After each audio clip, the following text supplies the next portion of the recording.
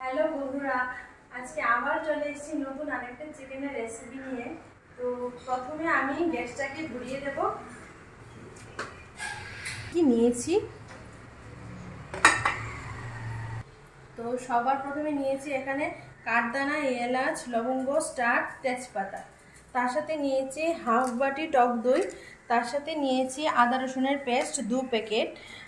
নিয়েছি এখানে লঙ্কা গুঁড়ো, এখানে নিয়েছি হলুদ, এখানে নিয়েছি জিরে, নিয়েছি ধনে, নিয়েছি চিকেন মশলা, নিয়েছি এখানে কাশ্মীরি রেড চিলি পাউডার আর গরম মশলা। তার সাথে নিয়েছি এখানে আছে ক্যাপসিকাম একটা, তার সাথে আছে এখানে গোটা রসুন খোসা ছাড়িয়ে, আছে এখানে 2টো পেঁয়াজ, আছে গোটা শুকনো লঙ্কা, গোটা তেজপাতা, আর এখানে কাঁচা পাকা টমেটো এখানে মিক্স করে নিয়েছি। একটা পাকা আর 2টো কাঁচা নিয়েছি টেস্ট হওয়ার জন্য। তার সাথে নিয়েছি ঘি আর নিয়েছি চিকেন। যেহেতু আমি আজকে দই চিকেন বানাবো তার জন্য আমি এখানে 1 কেজি চিকেন নিয়েছি। আপনারা আপনাদের পরিমাণ মতো নিতে পারেন।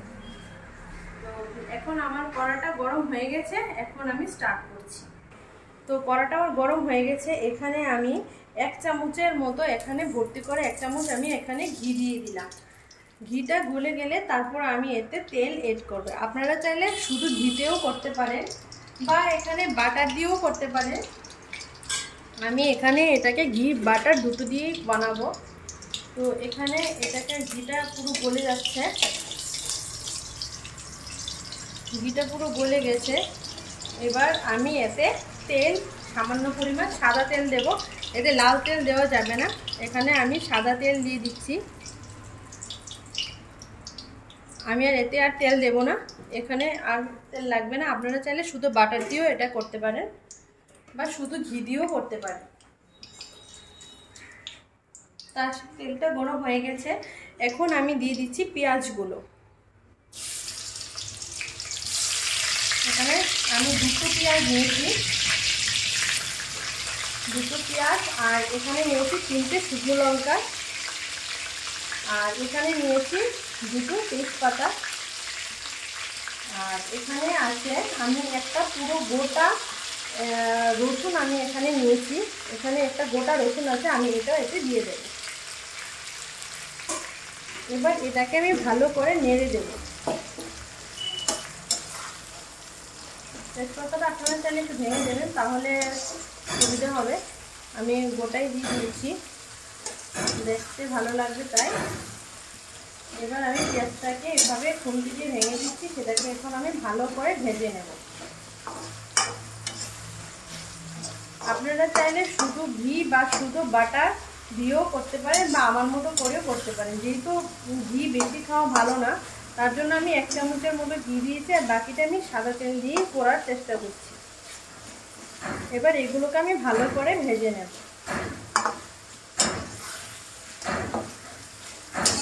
পেঁয়াজটা ভাজা হয়ে যাওয়ার পর তারপর একে একে সব কিছু এতে দিয়ে দেব। তো পেঁয়াজটা আমার এখানে ভাজা হয়ে গেছে মোটামুটি।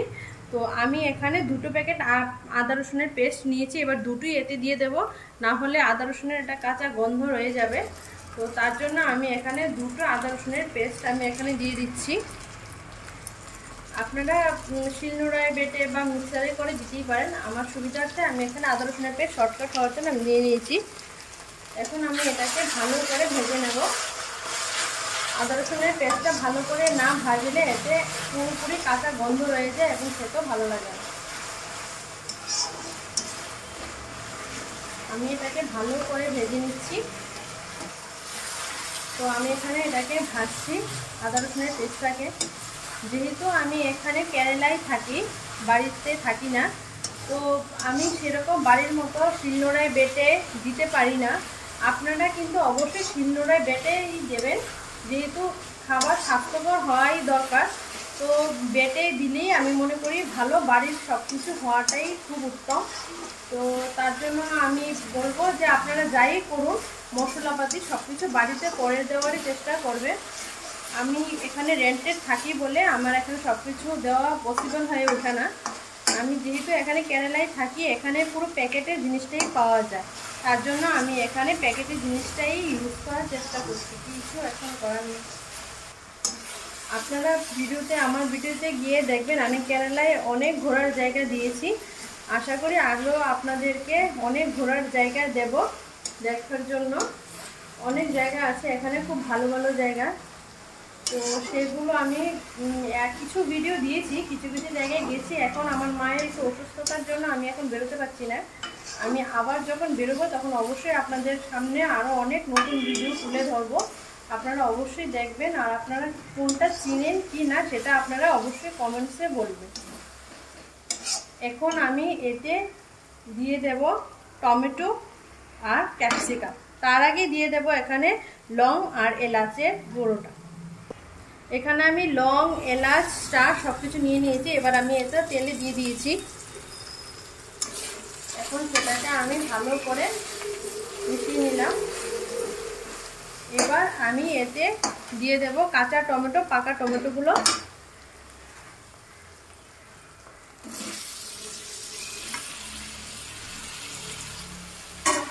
এবার এটাকে আমি ভালো করে মিশিয়ে নেব। ক্যাপসিকাম, টমেটো, কাঁচা পাকা টমেটো আর একটা ক্যাপসিকাম, ছোট একটা ক্যাপসিকাম আমি এতে দিয়েছি। বড় হলে আপনারা হাফ দেবেন, আর ছোট হলে পুরো গোটাটাই দিয়ে দেবেন। এখন এটাকে আমি ভালো করে ভেজে নেব মশলার সাথে। যেহেতু কাঁচা টমেটো সেটা মশলার সাথে গলে যাবে না। আপনারা চাইলে এতে পাকা টমেটো ইউজ করতে পারেন, কিন্তু আমার মায়ের মানা আছে বলে আমি এতে কাঁচা টমেটোটা ইউজ করেছি। পাকা টমেটোটা দিলে আরেকটু ভালো লাগবে। এখানে আমি হাফ কাপের মতো জল দিয়ে দিয়েছি। যেহেতু টমেটোটা কাঁচা টমেটো, এটা থেকে একটু সেদ্ধ করতে হবে, আর ক্যাপসিকামটা একটু সেদ্ধ হবে, আর মশলাটাও একটু নিচে ধরে যাচ্ছিল, তার জন্য আমি হাফ কাপের মতো জল দিয়ে দিয়েছি। এবার সেটাকে আমি জলটা শুকাতে দেব। জলটা শুকিয়ে গেলে কাঁচা টমেটোগুলো মোটামুটি সেদ্ধ হয়ে যাবে। এখন এটাকে সিদ্ধ হোক। তো এখন আমি চিকেনের মেন মশলাটা বানিয়ে নেব। তার জন্য চিকেনটা আগে দইটাকে ভালো করে চামচ দিয়ে আমি এটাকে ফেটিয়ে নেব। আপনারা চাইলে সেটা মিক্সারের মধ্যে দিয়েও ফাটিয়ে নিতে পারেন, সেটা তো সবাই জানেন, এটা নতুন করে বলার কোনো কিছুই নেই। তো আমি চিকেনটাকে ভালো করে এবার ফেটিয়ে নিয়েছি। এতে এবার আমি এক এক করে মশলা দিয়ে দেব। তো আমার মোটামুটি ফেটানো হয়ে গেছে। এবার আমি এতে দিয়ে দেব 1.5 চামচ ধনে গুঁড়ো, 1.5 চামচ জিরে গুঁড়ো, 1 চামচ হলদে গুঁড়ো, 1.5 চামচ লঙ্কা গুঁড়ো। এটা আমার মা বাড়িতে বানিয়েছে, আপনারা গুঁড়াও দিতে পারেন বা শিলনোড়া বেটেও দিতে পারেন। আর এখানে আছে 1 চামচ কাশ্মীরি রেড চিলি পাউডার। আর এখানে আছে চিকেন মশলা। এখানে আমি এক চামচ দিয়ে আরেকটু দিয়ে দেবো, 1.5 চামচের মতো দিয়ে দিচ্ছি। আর এখানে আছে গরম মশলা 1 চামচ দেব। বাস, এবার এটাকে আমি ভালো করে একটু মিশিয়ে নিচ্ছি। যেহেতু চিকেনের এটাই মেন মশলা, ওটাকে ভালো করে বানাতে হবে, না হলে একদম ভালো লাগবে না। আমি এটাকে ভালো করে মিশিয়ে নিচ্ছি। আপনারা চাইলে দইয়ের সাথে সবকটা গোটা মশলা একসাথে দিয়ে মিক্সারের মধ্যেও করে নিতে পারেন। তার সাথে একটু কাজু বাদাম, একটু চারমগজও দিতে পারেন। আমি সেটা দিলাম না, কারণ যেহেতু আমি চিকেন চাপ বানাচ্ছি না, তার জন্য আমি দিইনি। কিন্তু আপনারা চাইলে এই চিকেনটাতে দই চিকেনের মধ্যে এগুলো ব্যবহার করতে পারেন, যদি আপনাদের অন্যরকম কোনো করতে ইচ্ছে করে।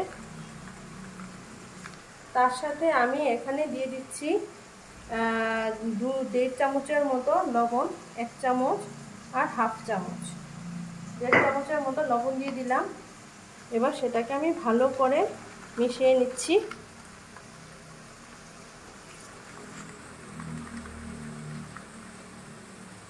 আমার ভালো করে মেশানো হয়ে গেছে। এবার আমি কড়াইতে গিয়ে দেখব যে কতটা আমার মশলাটা ভাজা হয়েছে। এবার মশলাটা দেখুন আমার ভালো করে ভাজা হয়ে গেছে, আর টমেটোগুলো মোটামুটি সেদ্ধ হয়ে গেছে। এটাকে আমি আরেকটু সেদ্ধ করব মশলাটাকে। মশলাটা আরেকটু ভাজা হবে। মশলাটা ভাজা হওয়ার পর আমি এতে আমার বানানো দই মশলাটা আমি এতে দিয়ে দেব।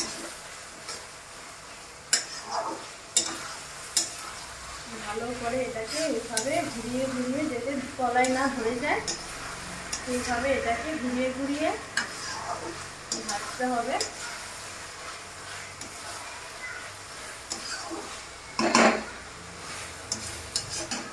এবার আমি এতে এখানটায় দইটা দিয়ে দেব। এখানে আমি দিয়ে দিলাম দইটা। এবার এটাকে আমি ভালো করে মিশিয়ে নেব।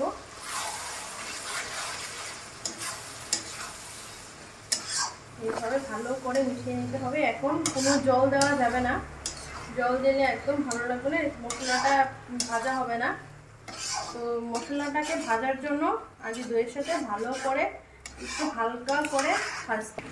মশলাটাকে আমি ভালো করে ফুটিয়ে নিয়েছি, মোটামুটি ফুটে গেছে। এই দই চিকেনটাই এই দই মশলাটাই মেন, ওটাকে ভালো করে না দিতে পারলে চিকেনটা কিন্তু একদম ভালো লাগবে না। তো আমার মোটামুটি এখানে মশলাটা ফুটে উঠেছে। এবার আমি এতে এক এক করে চিকেনগুলো দিয়ে দেব।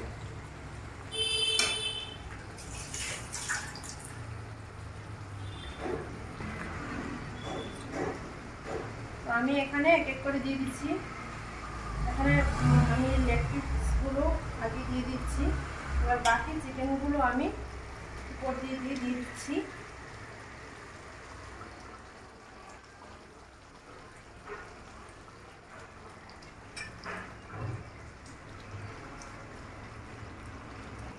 এবার আমি 1 কেজির মতো চিকেন আমি এতে দিয়ে দিলাম। এবার আমি মশলাটার সাথে ভালো করে মিশিয়ে নেব। এখানে আমি 1 কেজির মতো চিকেন নিয়েছি, আপনারা একটু বেশি কম নিতেই পারেন, সেই অনুযায়ী মশলাটা ব্যবহার করবেন।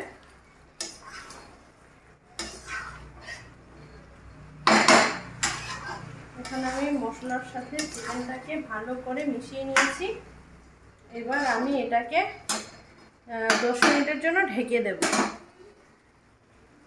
এবার আমি এটাকে চিকেনটাকে ঢেকে দিচ্ছি। আবার আসছি 10 মিনিট পর। তো 10 মিনিট হয়ে গেছে। এবার আমি ঢাকনাটা তুলে দিচ্ছি।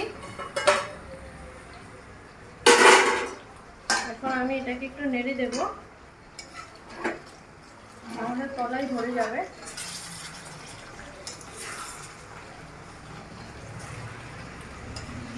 এইভাবে নেড়ে দিতে হবে।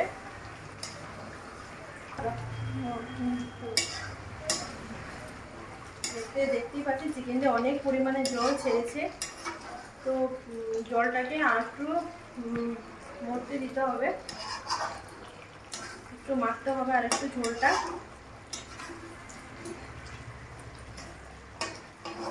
এখানে চিকেন দিয়ে অনেকটা পরিমাণে জল ছেড়েছে, তার সাথে দইটাও ছিল।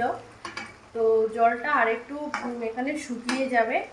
শুকিয়ে যাওয়ার পর তারপরে একটু হালকা ভাজা হলে তাতে আমি সামান্য পরিমাণে জল অ্যাড করব, না এটাকে বেশি শুকনো হলে খেতে ভালো লাগবে না। তো এটা আরেকটু হতে দেব, জলটা আরেকটু শুকোবে, তারপরে এতে আমি আরেকটু সামান্য পরিমাণে জল এতে অ্যাড করব। এরকম করে হালকা হালকা করে একটু পরপর নেড়ে দিতে হবে, না হলে দই দেওয়ার পরে চিকেনটা নিচে লেগে যেতে পারে, জ্বলে যেতে পারে। চিকেনটা নিচে উপরে ঝোল থাকবে, তো বুঝতেই পারবেন না নিচে দিয়ে লেগে যাচ্ছে। তার জন্য একটু পরপর এইভাবে আপনাদেরকে নেড়ে দিতে হবে, না হলে চিকেনটা নিচে লেগে যেতে পারে। নাড়িয়ে দিলে চিকেনটা নিচে লাগবে না, পুরো একদম ভালো পারফেক্টভাবে চিকেনটা রান্না হয়ে যাবে। এইভাবে ভালো করে একটু পরপর নাড়তে হবে, 2 মিনিট পরপর এইভাবে নেড়ে দিতে হবে। যতক্ষণ না জলটা শুকায় ততক্ষণ পর্যন্ত এইভাবে নেড়ে দিতে হবে। এইভাবে